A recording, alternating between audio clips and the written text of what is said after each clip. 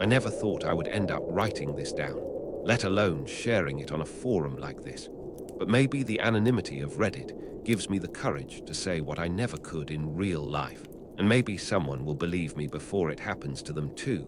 Because for the longest time I thought horror was just a genre, something you consumed for entertainment, a 2-hour movie, a late-night creepypasta, a story from a friend of a friend.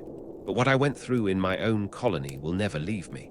And the sickest part is that the villains weren't strangers or some hackers across the world. They were people I grew up around, neighbors whose kids played cricket with mine in the dusty, empty lot, people who attended funerals and weddings, faces I nodded to in the market, men and women who wore polite smiles by day but became something monstrous at night. And I only found out because of the dark web, because curiosity really can kill you, or worse, show you the truth you were never supposed to see. And it started last year when the power cuts were becoming more frequent in our area, and I'd stay up late working on my laptop while everyone else slept, candles flickering, my weak Wi-Fi barely holding. And one night, on a random forum where people discuss bizarre urban legends, someone mentioned a stream hidden behind layers of Tor addresses, something called the Colony Room.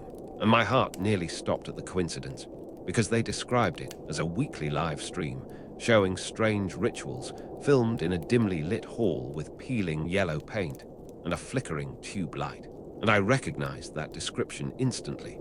It sounded exactly like the old abandoned community center at the far end of our colony, the one kids dared each other to enter, but no one actually used.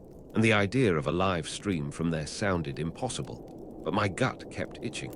So against all common sense, I dug deeper, configuring my VPN, layering proxies, convincing myself this was just some dumb ARG or a fan-made horror thing, until I finally clicked through endless dead links and came across the page, plain black background, a single window with the words, "Live from the Hive." And when I clicked play, what I saw made my skin crawl in a way I cannot fully describe even now, because it was real, too real. The camera was shaky, handheld, the quality grainy but recognizable, and there in that familiar hall, I saw masked figures, their faces covered in crude sackcloth stitched with red thread, standing in a circle around someone tied to a chair, gagged, eyes wide with terror, muffled screams leaking out. And I wanted to believe it was staged. I really did. But then one of the masked people spoke, and though his voice was distorted by some filter, the way he tilted his head, the way he moved, it was exactly like my next-door neighbor Cameron, the guy who fixes bikes and laughs too loudly at his own jokes. And I froze because it wasn't just him. I could recognize others too. A stooped figure who looked just like the retired school teacher Mr. Shah, a tall, thin woman who had to be Mrs. Farah from across the street. And as the stream continued, they began their ritual, which was less ritual and more a performance of cruelty, taking turns taunting the victim, waving knives, burning them with heated rods, the kind of violence I'd only read about in the worst corners of the internet. And the chat alongside the video was filled with usernames bidding money, laughing, sending requests like cut the finger or show the face. And my stomach churned when I realized this wasn't just some creepy club. It was a pay-to-watch torture stream run out of my own colony. And the next victim I later saw was someone who had gone missing only days before, a boy named Saad who used to deliver milk bottles every morning. And the police had brushed it off as a runaway case. But here he was, bound, bleeding, crying, until the stream cut off suddenly, replaced by a countdown timer for the next session. And I slammed my laptop shut, my hands trembling, bile rising in my throat, because there was no way to pretend it was fake anymore. And yet who could I tell? Who would believe me if I said my own neighbors were running a dark web snuff ring? And even worse, if they somehow found out I had watched, I knew I would be the next victim in that chair.